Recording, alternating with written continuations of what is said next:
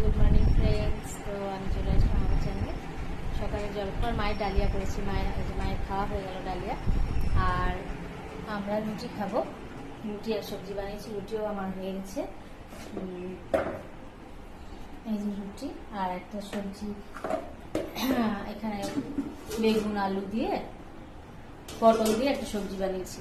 আর মেয়ে তো রুটি জ্যাম দিয়েই খাবে, ও রুটি খেতে চায়ও না। তো রান্না কি হবে এখন বুঝতে পারছি না, বাজারে গেছে দেখি কি করবো রান্না। মাছ তো হবেই, আর কি হবে দেখা যাক। তো আমি একটু কাজকর্ম করে আসছি। তো মায়ের খাওয়া তো হয়ে গেছে, মেয়েও খেলো, এখন আমি খাচ্ছি।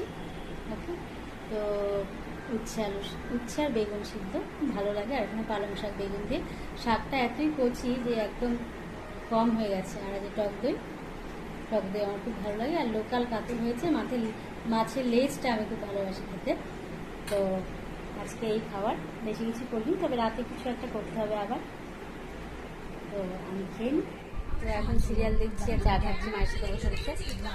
সন্ধ্যা গায়ে হয়ে গেছে, এখন তো সেরকম কাজ নেই। আবার আর একটু পরে থেকে কাজ আছে, রাত্রে একটু আলু ভাজবো।